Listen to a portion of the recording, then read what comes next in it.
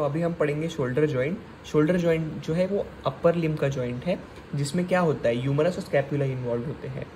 ये एक ball and socket joint है, जिसमें एक बॉल एक सॉकेट में फिक्स होता है। सो यहाँ पे बॉल की तरह कौन एक्ट करेगा, वो है हेड ऑफ ह्यूमरस, और सॉकेट क्या है, ग्लेनॉइड कैविटी ऑफ स्कैपुला। ये बॉल एंड सॉकेट जॉइंट है, इसलिए ये एक साइनोवियल टाइप में इंक्लूडेड है। ये वीकेस्ट जॉइंट ऑफ बॉडी है। क्यों ये वीकेस्ट जॉइंट ऑफ बॉडी है, ये हम आगे पढ़ेंगे। इसका जो टाइप है मॉडर्न के अकॉर्डिंग वो है ball and socket variety. Ayurveda में इसको उलूखल संधि भी बोला जाता है। आर्टिकुलेटिंग सरफेस क्या है, अभी मैंने बताया कि स्कैपुले की ग्लेनॉइड कैविटी में हेड ऑफ ह्यूमरस जाके अटैच्ड हो जाता है। सो मीडियली इसका जो आर्टिकुलेटिंग सरफेस है वो है स्कैपुला का ग्लेनॉइड कैविटी, और लैटरली इसमें है हेड ऑफ ह्यूमरस। ह्यूमरस का हेड जाके स्कैपुला की ग्लेनॉइड कैविटी में जाके फिक्स हो जाता है, जिससे ball and socket variety of joint बनता है। ये जॉइंट को हम ग्लीनो ह्यूमरल आर्टिकुलेशन भी बोलते हैं, क्योंकि इसमें ग्लेनॉइड कैविटी ऑफ स्कैपुला में ह्यूमरस जाके अटैच होता है। ये एक वीक जॉइंट है, क्योंकि ग्लेनॉइड कैविटी बहुत स्मॉल है ह्यूमरस के हेड को उसकी जगह पे रखने के लिए। जो हेड ऑफ ह्यूमरस है वो बड़ा है और ग्लेनॉइड कैविटी जो है वो छोटी है, जिसके कारण आर्टिकुलेशन प्रॉपर नहीं होता है, जिसकी वजह से एक वीक जॉइंट पे कंसिडर किया जाता है। लेकिन ये जॉइंट को स्टेबिलिटी प्रोवाइड करने के लिए कुछ स्ट्रक्चर्स प्रेजेंट होते हैं। वो 4 स्ट्रक्चर ये है।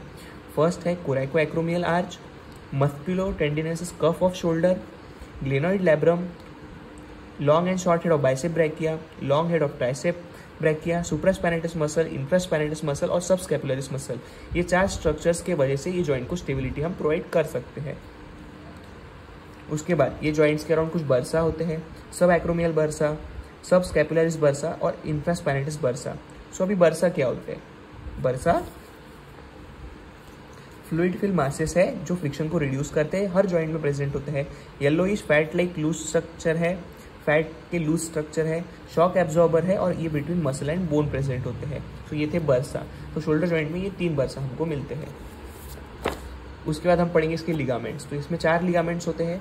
हर जॉइंट्स के लिगामेंट्स आपको याद होने चाहिए। हिप जॉइंट में 7 लिगामेंट होते हैं, नी जॉइंट में 11 लिगामेंट होते हैं, शोल्डर जॉइंट में 4 लिगामेंट होते हैं। तो वो 4 लिगामेंट ये है। सबसे पहले कैप्सुलर लिगामेंट। कैप्सुलर लिगामेंट क्या होता है, ये लूज होता है और ये परमिट्स फ्री मूवमेंट, ये फ्रीली मूवमेंट अलाउ करता है शोल्डर जॉइंट का। सो ये जो जॉइंट है ये हो गई ग्लेनॉइड कैविटी ऑफ स्कैपुला, और ये हो गया head of humerus. So capsular ligament इसके ऊपर होता है, ऊपर से आर्टिकुलेट करता है, नीचे से आर्टिकुलेट नहीं करता है। सो यही वो रीज़न है जिसकी वजह से ये जो जॉइंट है, जो शोल्डर जॉइंट है, वो मोस्टली इंफीरियरली डिसलोकेट होता है। ये हो गया ग्लेनॉइड कैविटी ऑफ, ये हो गया ह्यूमरस, ऊपर से आर्टिकुलेट हो गया, नीचे से तो खाली रह गया, इसलिए shoulder joint mostly inferiorly dislocate हो जाता है। सो द कैप्सुलर लिगामेंट क्या है, लूज होता है और permits free movement, least supported inferiorly where dislocations are common. Inferiorly वो अटैच होता ही नहीं है, इसलिए वहाँ डिसलोकेशन बहुत कॉमन है। इंफीरियरली एक्सिलरी नर्व भी होती है। सो अगर इंफीरियरली डिसलोकेट हो गया तो एक्सिलरी नर्व को भी डैमेज हो सकता है। सो कैप्सुलर लिगामेंट कहाँ अटैच होता है, मीडियली वो अटैच हो गया स्कैपुला में, और लैटरली वो अटैच कहाँ होगा, ह्यूमरस में। उसके बाद है कोरैको ह्यूमरल लिगामेंट।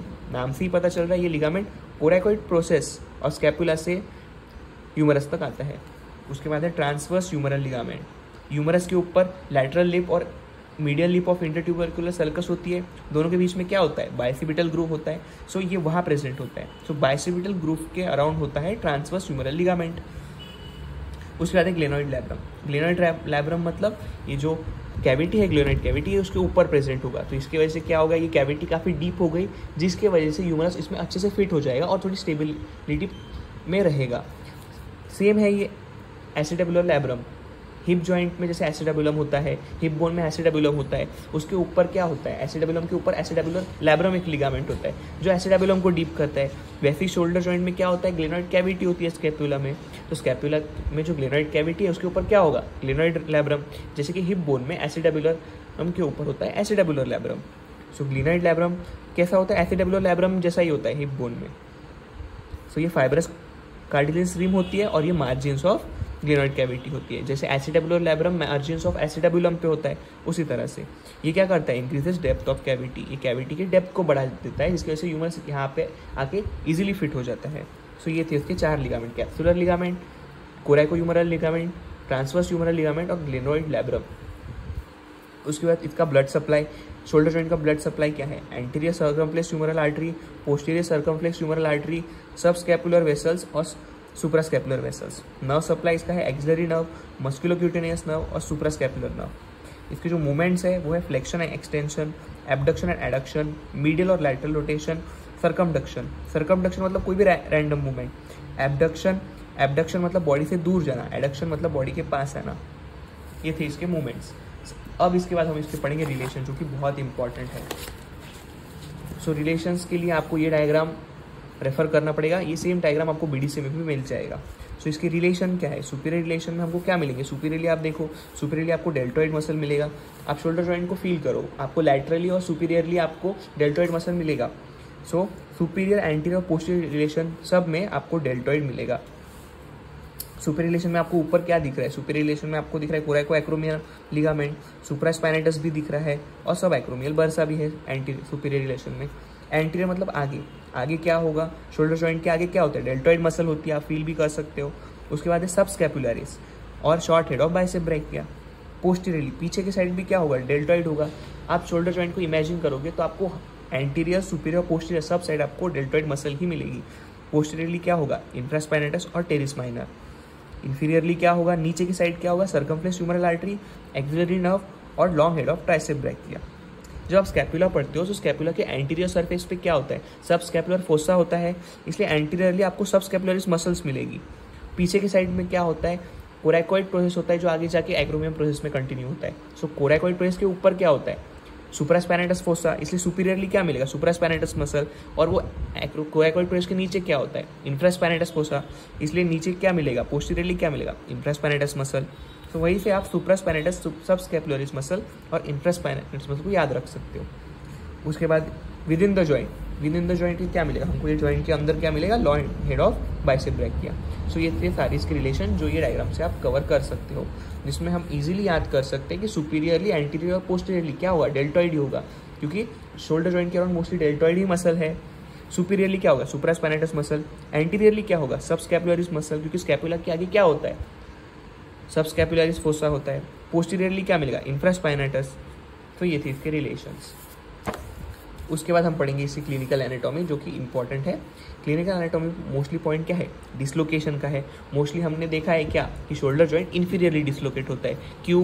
क्योंकि इसका जो लिगामेंट है, इसमें जो कैप्सुलर लिगामेंट है, वो जॉइंट्स को सिर्फ ऊपर से कवर करता है। पहले भी हमने देखा ये ग्लेनॉइड कैविटी और यह है हेड ऑफ ह्यूमरस। तो कैप्सुलर लिगामेंट इसके ऊपर होता है, नीचे नहीं होता है, जिसके कारण जो शोल्डर है वो मोस्टली इन्फीरियरली डिसलोकेट हो जाता है। सो डिसलोकेशन क्या हो जाता है? शोल्डर जॉइंट अगर डिसलोकेट हो गया तो एक्सिलरी नर्व को भी डैमेज हो जाता है और मोस्टली ये इन्फीरियरली डिसलोकेट होता है। ये जॉइंट उतना स्टेबल नहीं है, ये जॉइंट वीक है। क्यों? क्योंकि डिस्प्रोपोर्शनेट एरिया है आर्टिकुलेटिंग सरफेस में।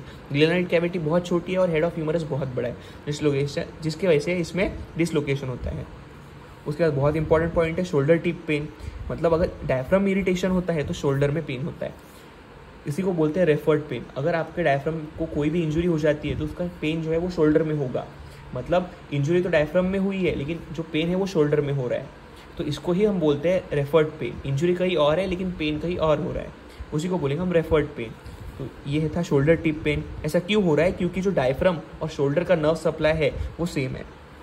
ये था शोल्डर टिप पेन। उसके बाद फ्रोजन शोल्डर, कभी कभी शोल्डर स्टिफ हो जाता है, जिसकी वजह से क्या हो जाता है? सारे मूवमेंट्स रेस्ट्रिक्ट हो जाते हैं। तो ये था शोल्डर जॉइंट की क्लिनिकल एनाटॉमी।